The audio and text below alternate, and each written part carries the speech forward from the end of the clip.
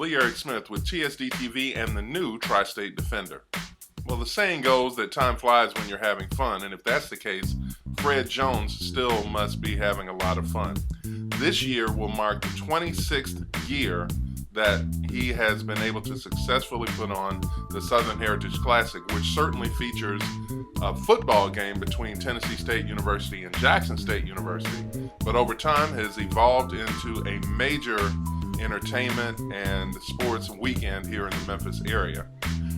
And like I said, it looks like he is still having fun even 26 years in, and he shows no sign of slowing down. Check out my exclusive interview with Fred Jones. What is it? Good morning, Southern Heritage Classic. This is Bonnie. How may I help you? Hey, Miss Kirk.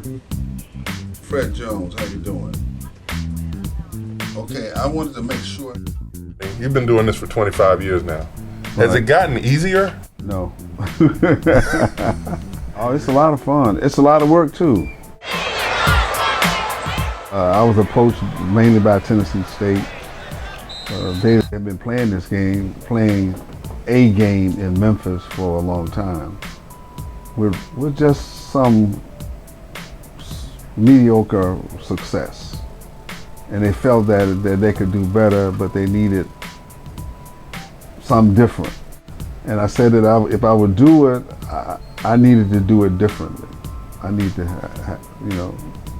it wasn't the Southern Heritage Classic, it was just a football game. And we needed to have something to build on if we were going to get longevity. And out of that conversation, 26 years later, we still doing the same thing.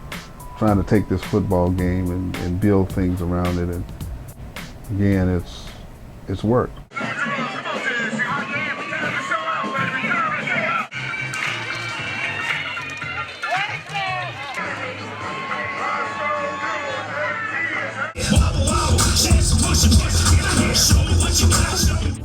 want to make this comparison to us in the Super Bowl. The Super Bowl is a football game that they built a lot of things around. Obviously, it's the #1 event in the world, but the Classic is just like the Super Bowl. The same elements are there, just on a different level. But entertainment has always been a major part of the Classic. This year's featured performers include the Empress of Soul, Gladys Knight. The Tom Joyner Morning Show will be broadcasting live from Tiger Lane Friday morning, and a music fest featuring Anthony Hamilton, Fantasia Barrino, and Johnny Gill.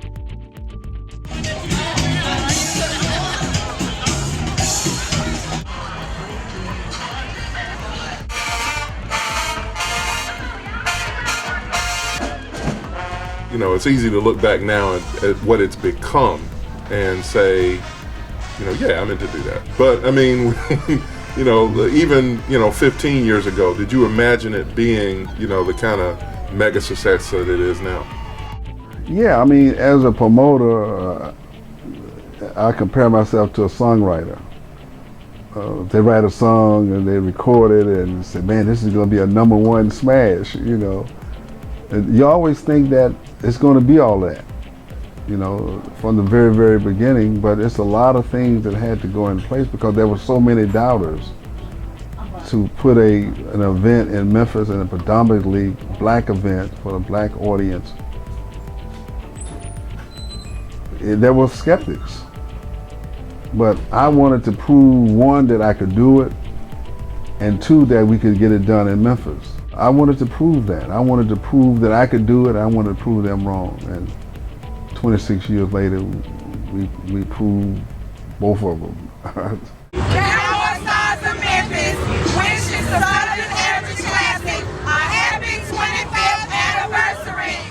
It was always the goal to put something together that would allow us to have longevity, to get to 26 years.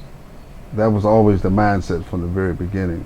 It's always been the big picture, multi-years. We already thinking about what happens at the 30th anniversary. I'm often asked, what is really the upside for me with this? The smile on people's faces. How they can get the little kids and the grandparents and they all feel good and they react with a smile. But as long as people are smiling, I'm fine. I can. It just gives me that little boost to keep going.